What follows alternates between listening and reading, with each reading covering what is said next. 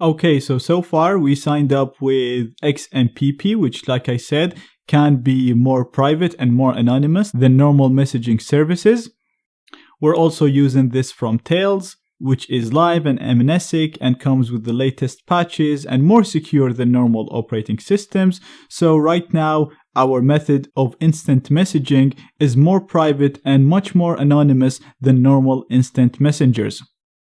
We're also using end-to-end encryption, so whenever we send a message, it gets encrypted on our end and never gets decrypted until it reaches the destination, so no one can read the content of the message. Even the server that we're using to facilitate the connection cannot see the messages that we send. So this is really, really good. The servers also use TLS. So everything is set up properly so far. The only problem that we have is you can see here at the bottom, it's still telling us that the communication is unverified. So it is private, but it's just unverified. And what's meant by this is right now, we're still not sure that the person on the other end, this person right here, is who they're claiming to be. What if someone managed to hack into this person's account? Or what if someone has managed to impersonate this account? So how can we be so sure that the person using this account right here is the person that we want to communicate with? So this is what the warning is telling us. We haven't verified the person on the other end. And in this lecture, I want to show you a number of methods on how we can do this. So we're going to click on the notification and we're going to click on Authenticate Body. And as you can see in here, we have a drop-down menu in which we can select the method that we want to use in order to verify the person at the other end. So the first method is very simple, question and answer. And the way this will work is you'd want to use a question in here that only the right person can answer. So you want to make sure that if anybody hacks into their account or impersonates them, they won't be able to answer the question that you enter in here. So for example, let's say I want to ask him, where did we meet?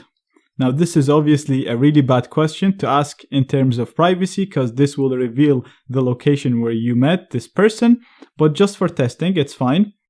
And you want to put the answer to this question. So let's say Ireland. And we're going to click on Authenticate.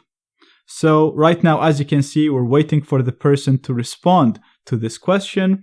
And if we go to the person's account, as you can see, he got this message telling him that the other person is trying to authenticate you. The question is, where did you meet? And he has to put the answer here. So if I put the correct answer in here, click on Authenticate. As you can see, it's telling this person that your buddy has successfully authenticated you, and you may want to authenticate them. So you may want to use a different method of authentication to make sure that that person is who you think they are.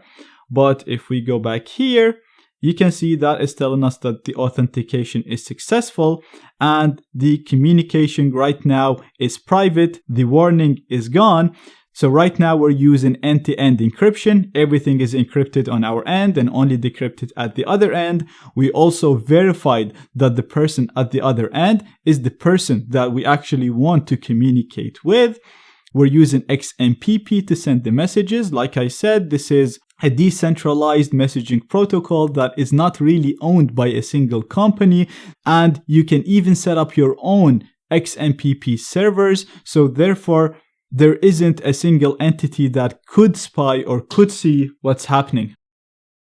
Now, there are actually other methods to verify the other person. So if we go here and click on Authenticate Body, you can also choose a secret, a shared secret. So this way you don't ask a question. You need to agree with the other person on a secret that you use to authenticate them. So you would only put the secret in here. They'll be prompted for the secret as well. And if you both put the right correct secret, they will be authenticated.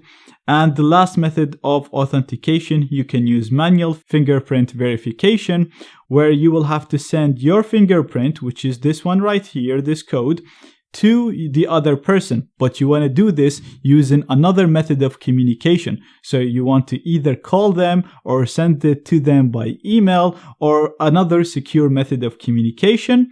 And then once they get it, go to the authenticate, go on the fingerprints as well, and compare the fingerprint that you send them to the fingerprint that they see in here.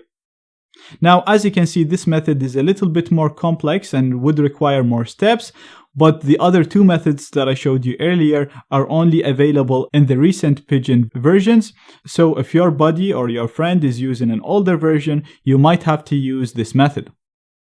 So that's it for now. You can go ahead and start communicating with your friends using Pigeon with XMPP and OTR, and this way your communication will be private. You'll be able to authenticate your friend, make sure that the right person, and therefore your communication will be more anonymous.